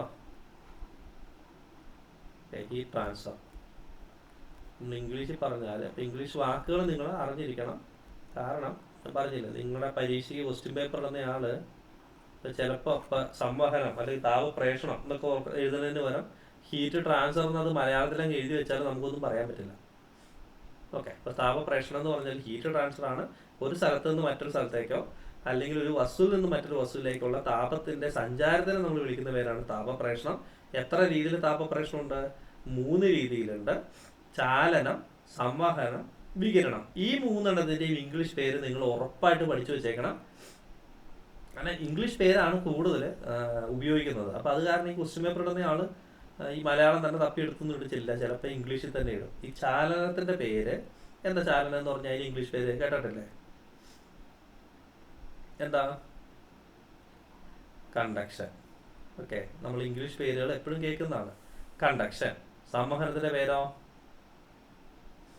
കൺവെക്ഷൻ. Okay, conduction, convection. വികിരണം, റേഡിയേഷൻ. നിങ്ങൾ റേഡിയേഷൻ എന്നല്ലേ എപ്പോഴും പറയുന്നേ? മൊബൈൽ ഫോണിന്റെ റേഡിയേഷൻ എന്നൊക്കെ കേട്ടിട്ടില്ലേ? റേഡിയേഷൻ എന്നാ ഇപ്പോഴും പറയല്ലേ? മൊബൈൽ ഫോണിന്റെ വികിരണം എന്നൊക്കെ നമ്മൾ പറയാറുണ്ടോ? ഓക്കെ, അപ്പൊ radiation, convection, conduction, convection, radiation, ചാലനം, സംവഹനം, വികിരണം. ഈ പേരുകളൊന്ന് പഠിച്ചേ. 6 പേരുണ്ട്. ഓക്കെ, ചാലനം എന്ന് പറഞ്ഞാല് കണ്ടക്ഷൻ, സംവഹനം, കൺവെക്ഷൻ, വികിരണം, റേഡിയേഷൻ. അപ്പൊ ഞാൻ ഒന്നുകൂടെ ചോദിക്കുകയാണ്, സംവഹനം എന്ന് പറഞ്ഞാല്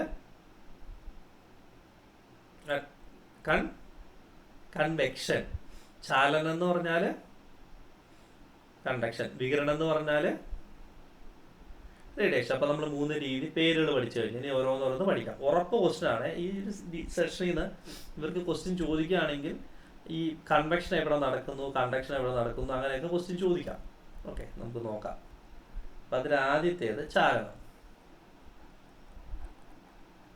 ഈ ചാലനം എന്ന് പറഞ്ഞാല് ഇപ്പൊ നമ്മുടെ ഇങ്ങനെ ഒരു സാധനമുണ്ട്. അപ്പൊ ഇവിടെ ഈ ഇലക്ട്രോൺസ് ഒക്കെ ഉണ്ടല്ലോ. അപ്പൊ നമ്മളിവിടെ ചൂടാക്കുകയാണ്. ഇവിടെ ചൂടാക്കി, ഹീറ്റ് എന്ന് എഴുതി. ഇവിടെ ചൂടാക്കി കഴിയുമ്പോൾ ഈ ഇലക്ട്രോൺസ് മൂവ് ചെയ്യുന്നുണ്ട് അല്ലേ? ഇലക്ട്രോൺസിന് നമുക്കറിയാം അല്ലേ? ഈ എല്ലാ പാർട്ടികളിലുള്ള പദാർത്ഥത്തിലുള്ള ഒരു സാധനം ഈ ഇലക്ട്രോൺസ്. അപ്പൊ ചൂടായി കഴിയുമ്പോൾ ഈ തൊട്ടടുത്തേക്ക് ഈ ചൂട് കൈമാറും. ഈ ഇലക്ട്രോൺസ് മൂവ് ചെയ്യുന്ന കാരണമാണ്, ഇലക്ട്രോൺസ് സഞ്ചരിക്കുന്ന കാരണം ഈ തൊട്ടടുത്തേക്ക് ഒരു വസ്തുവിന്റെ ഒരു സ്ഥലത്ത് ചൂടാക്കിയാൽ തൊട്ടടുത്തേക്ക് ചൂട് കൈമാറ്റപ്പെടുന്നത് എന്ത് വഴി ആയിരിക്കണം? ചാലനം വഴി ആയിരിക്കണം. ഓക്കെ, മനസ്സിലായോ? ഓക്കെ, ഇപ്പൊ കണ്ടക്ഷൻ എന്ന് പറഞ്ഞാല് തൊട്ടടുത്തേക്കാണ് ഈ താപനില കൈമാറ്റപ്പെടുന്നത്. അത്രേ ഉള്ളൂ. എന്താ, ഒരു വസ്തുവിന്റെ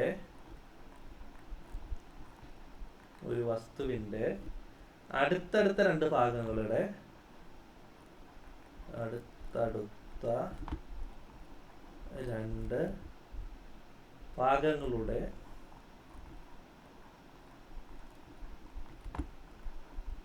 താപനില ഇത് തൊട്ടടുത്തേക്ക് കൈമാറി കഴിഞ്ഞാൽ പിന്നെ അടുത്തേക്ക് ഇങ്ങനെ കൈമാറി അങ്ങ് പോകും കേട്ടോ. താപനില വ്യത്യാസത്തിന്റെ ഫലമായി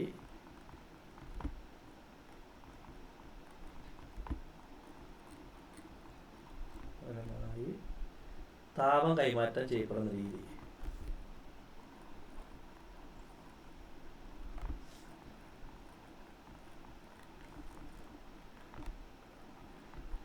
ഡെഫിനേഷൻ നോക്കിയേ, ഒരു വസ്തുവിന്റെ അടുത്തടുത്ത രണ്ട് ഭാഗങ്ങളുടെ താപനില വ്യത്യാസത്തിന്റെ ഫലമായി താപം കൈമാറ്റപ്പെടുന്ന രീതിയാണ് കേട്ടോ. ഒരു വസ്തുവിന്റെ തൊട്ടടുത്തുള്ള രണ്ട് ഭാഗങ്ങളുണ്ട്. ഈ രണ്ട് ഭാഗങ്ങളിലെ താപനില വ്യത്യാസമാണ് വരുന്നത്. ഓക്കെ, താപനില വ്യത്യാസമാണ് വരുന്നതെങ്കിൽ അതിന്റെ ഫലമായിട്ട് താപം കൈമാറ്റപ്പെടുന്ന രീതിയാണ് ഏത്? ചാലനം. ഒന്ന് പറഞ്ഞ ഡെഫിനിഷൻ.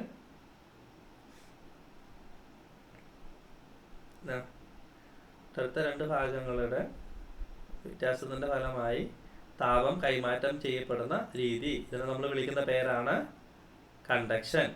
ഓക്കെ, ഏറ്റവും നന്നായിട്ട് കണ്ടക്ട് ചെയ്യുന്ന ആളാരാന്നറിയാമോ? ഏതാ ഏറ്റവും നന്നായിട്ട് കണ്ടക്ട് ചെയ്യുന്നത്? അല്ലെങ്കിൽ ലോഹങ്ങൾ. അല്ലെങ്കിൽ ഞാനിപ്പോൾ ഖരം എന്ന് എഴുതിയേക്കാം. അങ്ങനെ ലോഹം എന്ന് പ്രത്യേകിച്ച് എഴുതുന്നുണ്ട്. ലോഹങ്ങളാണ് നമ്മൾ ഈ മൂന്ന് ഇത് പറയുമ്പോൾ ഖരം, പിന്നെ അത് കഴിയുമ്പോൾ ആരായിരിക്കും? ദ്രാവകം, വാതകം. അപ്പം ഇത് ഇമ്പോർട്ടൻ്റ് ആണ്. ഇത് നിങ്ങൾ കാണാതെ പഠിച്ചു വെച്ചോ, ഒരു ബോക്സ് ആക്കി കേട്ടോ. ഏറ്റവും നന്നായിട്ട് കണ്ടക്ഷൻ നടക്കുന്നത് അല്ലെങ്കിൽ ചാലനം നടക്കുന്നത് ഏതിലാണ്? ഖരവസ്തുക്കളും. ഏറ്റവും കുറഞ്ഞ രീതിയിൽ ചാലനം നടക്കുന്നത് വാതക വസ്തുക്കളിലുമായിരിക്കും. ഭയങ്കര ഇമ്പോർട്ടൻ്റ് ആണ്. ഓക്കെ, എത്ര മനസ്സിലായില്ലേ? ഏറ്റവും നന്നായിട്ട് ചാലനം നടക്കുന്നത് ഖരവസ്തുക്കളും, ഏറ്റവും കുറവ് നടക്കുന്നത് വാതകത്തിലും ദ്രാവകത്തില്. ഇതിന്റെ ഇടയ്ക്കായിട്ടായിരിക്കും നടക്കുന്നത് ചാലനം. ഓക്കെ, അപ്പൊ അത്രയും പഠിച്ചില്ലേ? എന്തായിരുന്നു താപപ്രേഷണം എന്ന് പറഞ്ഞാല്?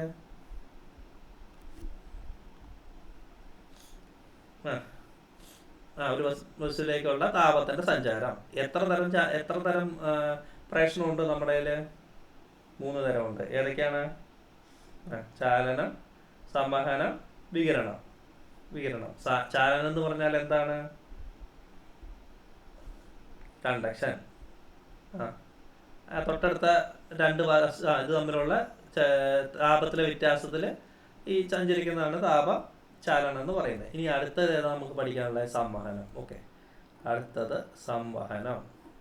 സംവഹനത്തിന് ഇംഗ്ലീഷ് പേരെന്തായിരുന്നു? കൺവെക്ഷൻ. ഓക്കെ, കൺവെക്ഷൻ ആണ് സംവഹനം. അപ്പൊ ഇതെന്ന് പറഞ്ഞാല് നടക്കുന്നത് എവിടെയാണെന്നറിയാം? മെയിനായിട്ട് ദ്രാവകങ്ങളിലാണ്. ഓക്കെ, അപ്പൊ ദ്രവ്യങ്ങളിൽ ആണ്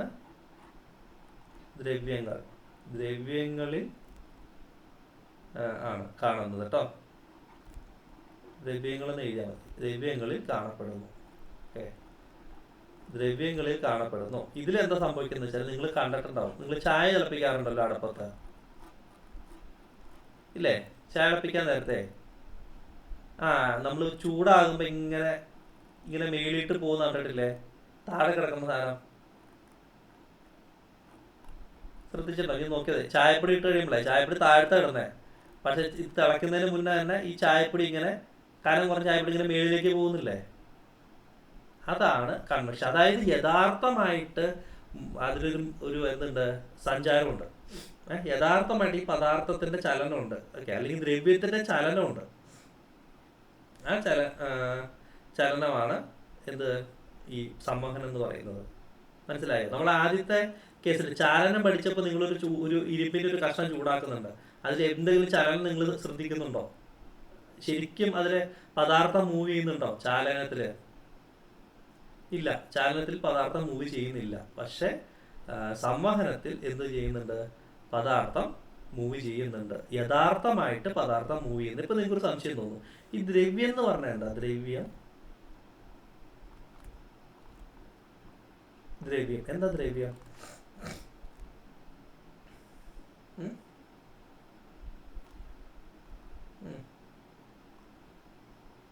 എനിക്ക് ഡെഫിനേഷൻ ഒന്നും അറിയണ്ട. എനിക്ക് ദ്രവ്യം എന്താന്ന് ചുമ്മാ സാധാരണ രീതിയിൽ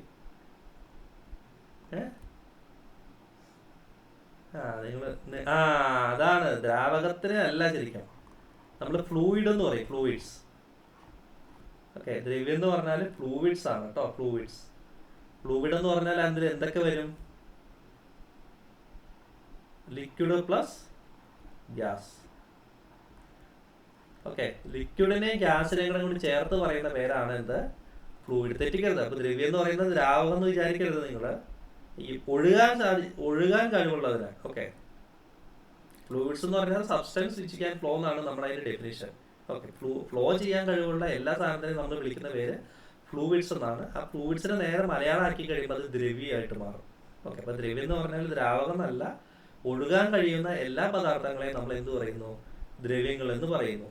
അപ്പോൾ ഒഴുകാൻ പറ്റണം. ഇതിന് ഒഴുകിയാലാണ് കൺവെൻഷൻ നടക്കുള്ളൂ. യഥാർത്ഥമായിട്ടുള്ള പദാർത്ഥത്തിന്റെ ചലനം ഉണ്ടെങ്കിലേ അവിടെ സംവഹനം നടക്കുകയുള്ളൂ. നമ്മൾ ഒരിക്കലും ഖരപദാർത്ഥങ്ങളിൽ സംവഹനം നടക്കില്ല. കാരണം എന്താണ്? ഖരപദാർത്ഥത്തിലെ പദാർത്ഥങ്ങൾ എന്ത് ചെയ്യില്ല? സഞ്ചരിക്കില്ല. അതിൽ മോളിക്യൂൾസ് ആറ്റങ്ങളൊന്നും സഞ്ചരിക്കില്ല. അവിടെ ഫിക്സഡ് ആയിട്ട് ഇരിക്കുമെന്ന് നമ്മൾ പഠിച്ചിട്ടുണ്ടല്ലേ. മൂവ് ചെയ്യാൻ പറ്റില്ല. അപ്പൊ അവിടെ എന്ത് നടക്കില്ല? സംവഹനം നടക്കില്ല. മനസ്സിലായോ? സംവഹനം ഏതിലപ്പോ നടക്കുന്നേ? ദ്രവ്യങ്ങളിൽ. കാരണം എന്താണ് ദ്രവ്യങ്ങൾ നടക്കാൻ കാരണം എന്താണ്?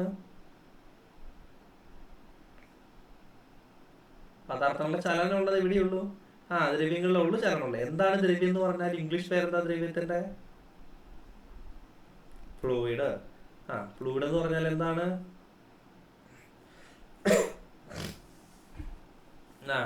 ഒഴുകാൻ കഴിവുള്ള സാധനങ്ങൾ. അതായത് ലിക്വിഡും ഗ്യാസും അല്ലേ? ഗ്യാസുമാണ്. ഓക്കെ, അപ്പൊ ദ്രവ്യങ്ങളിലാണ് നമ്മുടെ ദ്രവ്യങ്ങളിലാണ് ഇത് കാണപ്പെടുന്നത്. ഏത്? നമ്മുടെ സംവഹനം. ഇനി ദ്രവ്യത്തിന്റെ യഥാർത്ഥ ചലനം കൊണ്ടാണ് നടക്കുന്നത് കേട്ടോ. ദ്രവ്യത്തിന്റെ യഥാർത്ഥ, ഇമ്പോർട്ടൻ്റ് ആണ് ആ വാക്ക്, യഥാർത്ഥ ചലനം. ആ വാക്ക് ഓർത്തിരുന്നോണം. ദ്രവ്യത്തിന്റെ യഥാർത്ഥ ചലനം കൊണ്ടുള്ള താപപ്രേഷണം.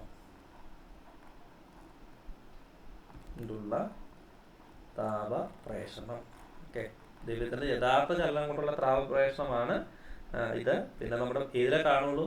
ഫ്ലൂയിഡ്സിലാണ് കാണുള്ളൂ. ഈ വേണമെങ്കിൽ നമുക്ക് ഒന്നുകൂടെ എഴുതാം. പരീക്ഷയ്ക്ക് ചോദിക്കുന്നത് ഇതാണ്: ദ്രാവകത്തിലും വാതകത്തിലും. ഓക്കെ, അതല്ലേ ദ്രവ്യം എന്ന് പറഞ്ഞാലേ. ഞാൻ പറഞ്ഞില്ലേ, ലിക്വിഡ് ഗ്യാസ് എന്ന് പറഞ്ഞാൽ ദ്രാവകവും വാതകവും അല്ലേ? ദ്രാവകത്തിലും വാതകത്തിലും താപം പ്രസരിക്കുന്ന രീതി ഇമ്പോർട്ടൻ്റ് ആണ്. പരീക്ഷയ്ക്ക് ചോദിച്ചിട്ടുണ്ട്. പ്രസരിക്കുന്ന രീതി. ഓക്കെ, അത് ഞാൻ വേറെ കളറിൽ മാർക്ക് ചെയ്യാം. ഇമ്പോർട്ടൻ്റ്. ഓക്കെ, ദ്രാവകത്തിലും വാതകത്തിലും താപം പ്രസരിക്കുന്ന രീതി. ഓക്കെ, ഇനി ഒരു പോയിന്റ് കൂടെ ഉണ്ട്. ദ്രവത്തിന്റെ വിവിധ ഭാഗങ്ങളിൽ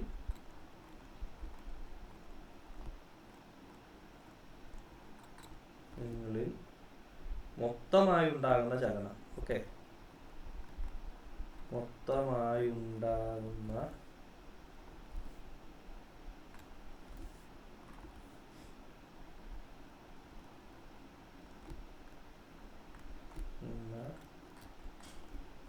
ചലനം മൂലമാണ്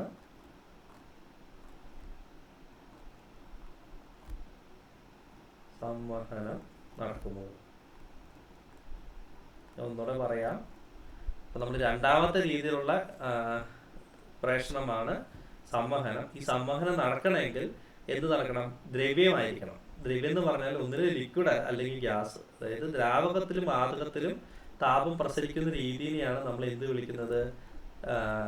സംവഹനം എന്ന് വിളിക്കുന്നത്. ഇമ്പോർട്ടൻ്റ് ആണ് ആ ക്വസ്റ്റ്യൻ. പരീക്ഷയ്ക്ക് ഒത്തിരി തവണ ചോദിച്ചിട്ടുണ്ട്. ഇനി ദ്രവ്യത്തിൽ ചുമ്മാ ചലനം നടക്കില്ല, മൊത്തമായിട്ട്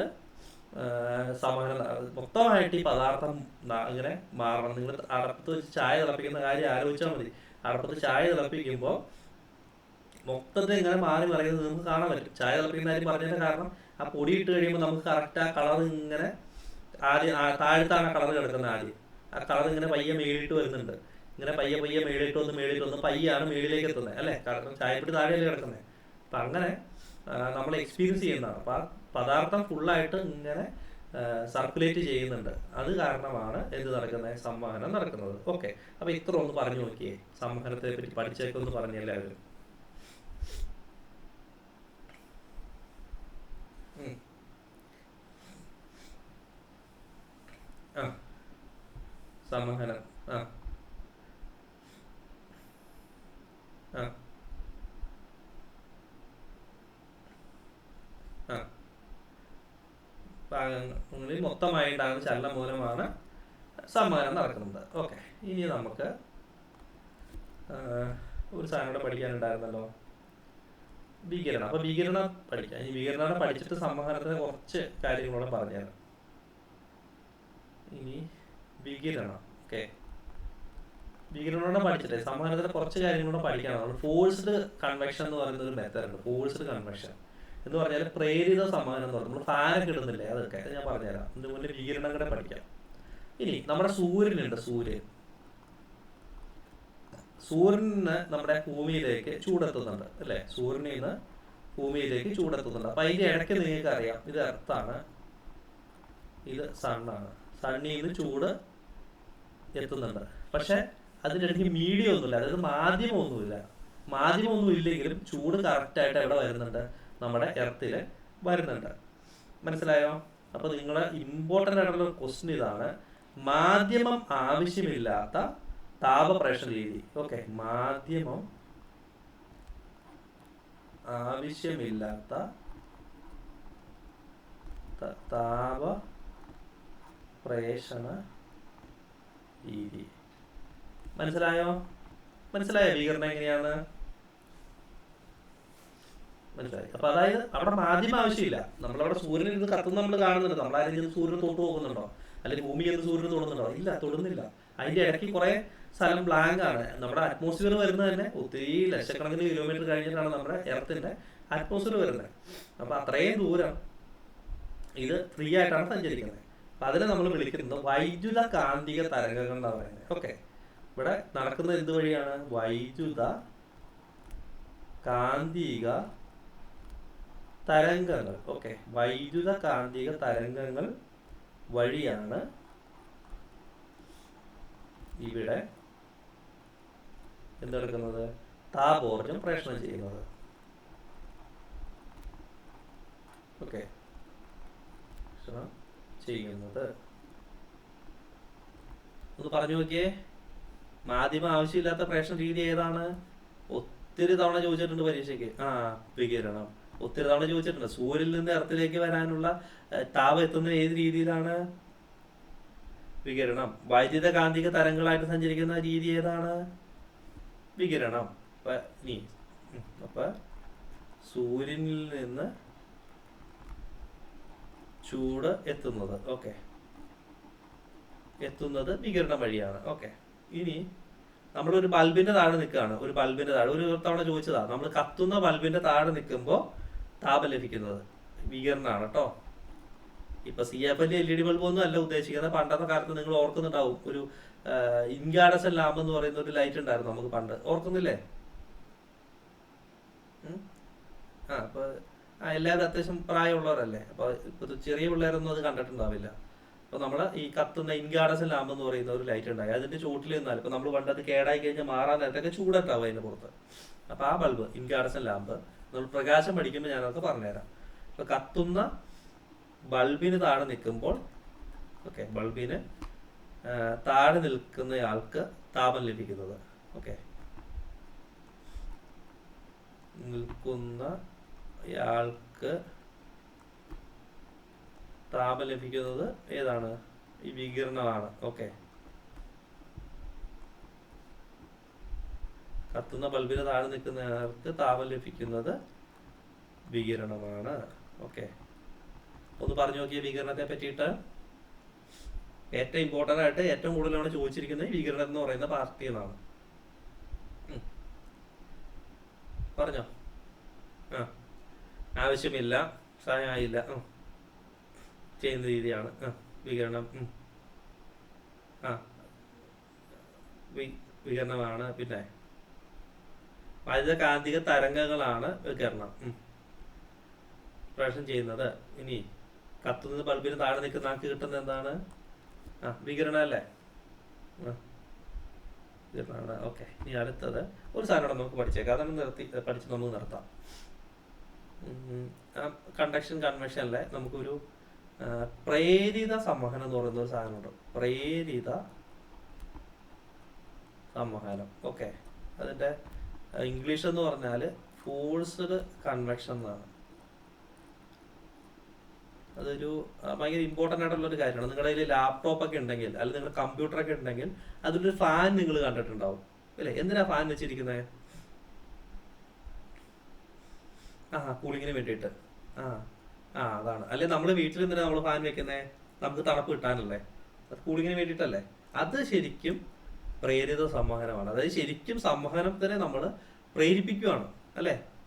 നമ്മൾ ഒരു പയ്യെ ആയിരിക്കും ഈ ചൂടായിട്ട് ഈ എയർ ഇങ്ങനെ സർക്കുലേറ്റ് ചെയ്യുന്നത്.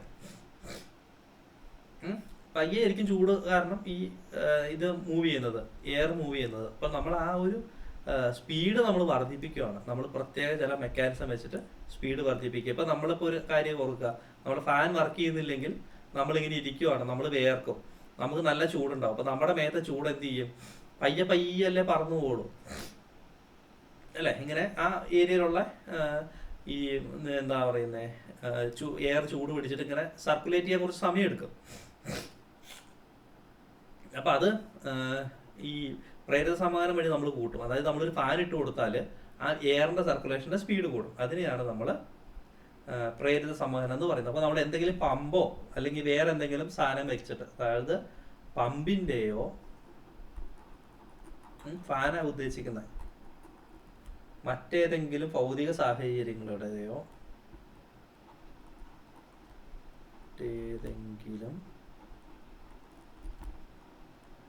ഭൗതിക സാഹചര്യങ്ങളുടെയോ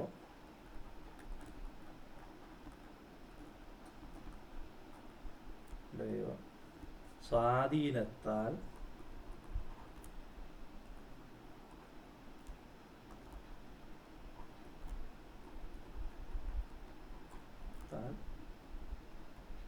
സാധ്യമാകുന്ന സംവഹനം. ഒന്ന് പറഞ്ഞു നോക്കിയേ.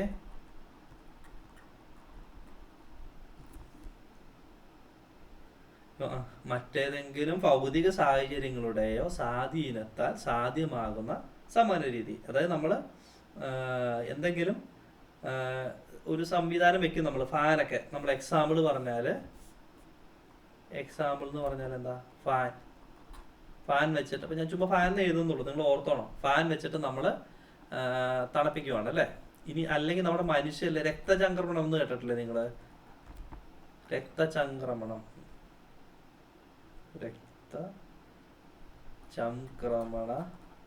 വ്യവസ്ഥ. ഒരു പമ്പ് വെച്ചിട്ടല്ലേ രക്തചംക്രമണം വർക്ക് ചെയ്യുന്നേ? ആണോ? എന്താ രക്തചംക്രമണം എന്ന് പറയുന്നത്? നിങ്ങൾ ബയോളജി ഒക്കെ പഠിച്ചേക്കണയാ. നമ്മുടെ മേത്ത് ചൂടുള്ള സ്ഥലത്തേക്ക് ആ രക്തം പെട്ടെന്ന് പമ്പ് ചെയ്യൂ അല്ലേ? പമ്പ് ചെയ്യുമല്ലേ ചെയ്യുന്നത്? ഒരു പമ്പ് വെച്ചിട്ടില്ലേ? എന്തോ പമ്പ്? രക്തചംക്രമണത്തിലെ പമ്പ് ആരാണ്?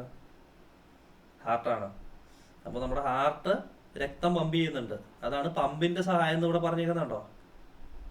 പമ്പിന്റെ സഹായം പറഞ്ഞിരിക്കുന്നില്ലേ? കണ്ടോ? പമ്പിന്റെ രക്തചംക്രമണ വ്യവസ്ഥയിൽ നമ്മളൊരു പമ്പ് വെച്ചിട്ടുണ്ടല്ലേ? മറ്റേതെങ്കിലും ഭൗതിക സാഹചര്യത്തിൽ നമ്മൾ ഫാൻ വെച്ചിട്ടുണ്ട്. ഫാൻ വെക്കാം, രക്തചംക്രമണ വ്യവസ്ഥയുണ്ട്. പിന്നെ നമ്മുടെ വണ്ടികളിൽ നമ്മൾ കൂളന്റ് ഒഴിച്ചു കൊടുക്കുന്നത് നിങ്ങൾ കണ്ടിട്ടില്ലേ? കാറിലൊക്കെ ഇല്ലേ? തണുത്ത് ഇത് നമ്മളെ ഓയിലൊക്കെ ഒഴിച്ചു കൊടുക്കും. അത് വണ്ടികളിലെ കൂളിംഗ് സിസ്റ്റം. ഓക്കെ, അതും എന്തിന് എക്സാമ്പിളാണ്? പ്രേരിത സംവഹനം. ഇതൊക്കെ ചോദിക്കാൻ പരീക്ഷിക്കുക. രക്തചംക്രമണ വ്യവസ്ഥ ഏതിന് എക്സാമ്പിളാണെന്ന് ചോദിക്കുക. അപ്പോൾ നമ്മൾ ചാടി കയറി ബയോളജിയാണെന്ന് വിചാരിച്ച് ഇരിക്കരുത്, അത് ഫിസിക്സ് ആണ്. പ്രേരിത സംവഹനത്തിന് എക്സാമ്പിൾ ആണ് രക്തചംക്രമണ വ്യവസ്ഥ. ഫാൻ ഇട്ടിരിക്കുന്നത് പ്രേരിത സംവഹനമാണ്. നിങ്ങളുടെ ലാപ്ടോപ്പിലും അല്ലെങ്കിൽ കമ്പ്യൂട്ടറിലൊക്കെ ഫാൻ വെച്ചിട്ടുണ്ട്, അത് പ്രേരിത സംവഹനത്തിന് എക്സാമ്പിൾ ആണ്. ഇനി വണ്ടികളിലെ കൂളിംഗ് സിസ്റ്റം, അത് പ്രേരിത സംവഹനമാണ്. ഇനി ഈ പ്രേരിത സംവഹനം അല്ലാതെ സ്വാഭാവികമായിട്ട് ഈ സംവഹനം നടക്കുന്നുണ്ട്. സ്വാഭാവിക സംവഹനത്തിന് എക്സാമ്പിൾ ആണ് നമ്മൾ പഠിക്കുന്ന സാധനങ്ങൾ തന്നെയാണ് സ്വാഭാവിക സംവഹനം. എന്താ സ്വാഭാവിക സംവഹനം എന്ന് പറഞ്ഞപ്പോ? നമ്മൾ ഈ പരിപാടികളൊന്നും ചെയ്യാതെ തന്നെ സംവഹനം നടക്കൂലേ? അതിനെയാണ് നമ്മൾ സ്വാഭാവിക സംവഹനം എന്ന് പറയുന്നത്. പ്രേരിത സംവഹനം എന്ന് പറഞ്ഞാൽ നിങ്ങളെ എക്സാമ്പിൾ എന്താ സംഭവം എന്ന് പറഞ്ഞേ? പ്രേരിത സംവഹനം എന്ന് പറഞ്ഞാൽ എന്താണ്?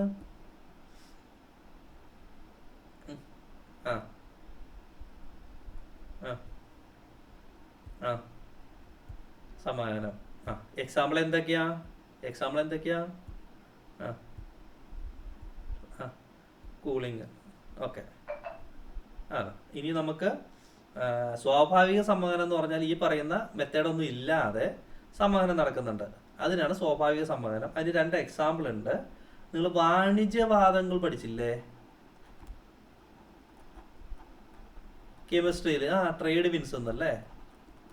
ഏതാ അതിനൊരു എക്സാമ്പിള്? ട്രേഡ് വിൻസിന്റെ ജോഗ്രഫി പഠിക്കുന്നതാണ്. മൺസൂൺ എന്നൊക്കെ പറഞ്ഞിട്ട് അല്ലേ ട്രേഡ് വിൻസ്. ഓക്കെ.